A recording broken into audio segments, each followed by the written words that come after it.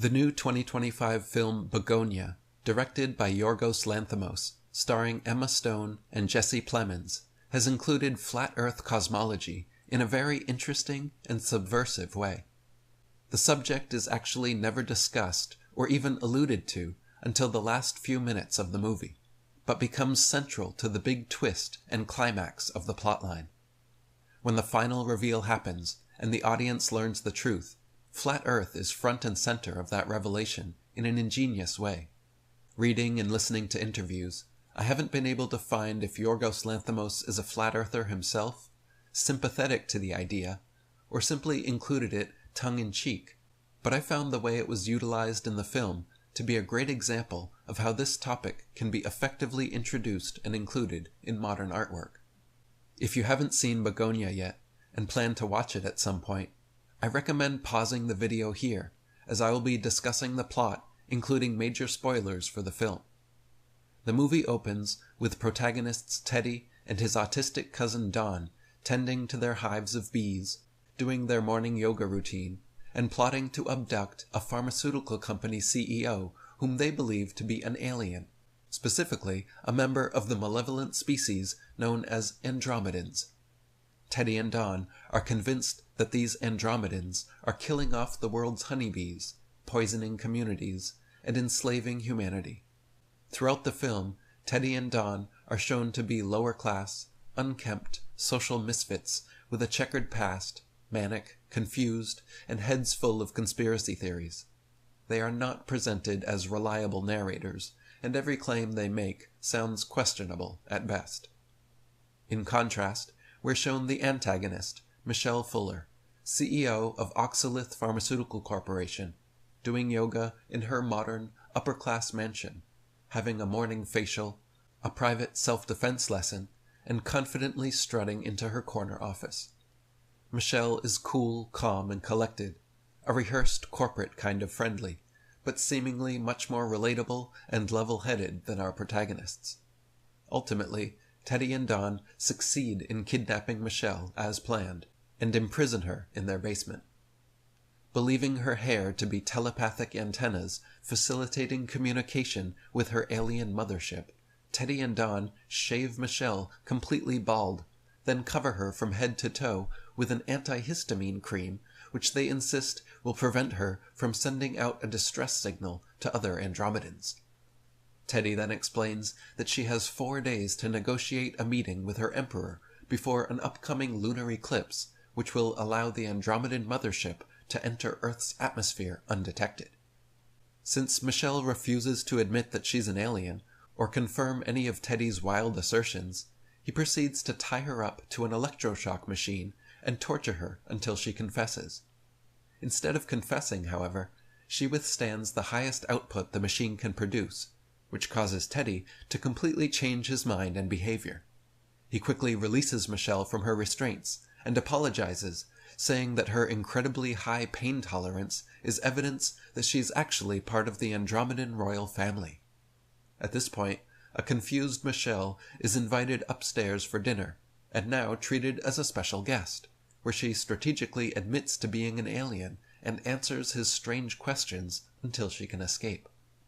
I won't go into detail about the remainder of the plot, except to say that the film does everything it can to continue setting up Teddy as being an unhinged, schizophrenic conspiracy theorist with wild ideas about this one woman, and this one woman doing everything she can to survive her deluded kidnapper's bipolar mood swings. When Michelle eventually survives and escapes from Teddy, in the last 5 minutes of the film, we, the audience, finally see Michelle aboard her mothership, confirming the fact that she was really an alien the whole time, and Teddy's seemingly wild delusions were totally correct. Then she stands before a holographic model of a flat Earth with a gaseous dome firmament covering it. She takes a pointed instrument in her hand and pokes the flat Earth dome until it pops, then walks away. Upon taking this action, we then see that on Earth everyone has instantly dropped dead. Several shots show deceased sailors affront a flat horizon. One particularly interesting shot shows a room full of school children sitting dead in their school desks, with a prominent model globe Earth hanging from the ceiling. Another shot shows a businessman sitting in his final resting place affront a massive globe sculpture. Bugonia was actually based on a 2003 Korean film called Save the Green Planet, and one of the noticeable changes from that original version is this inclusion of the flat Earth.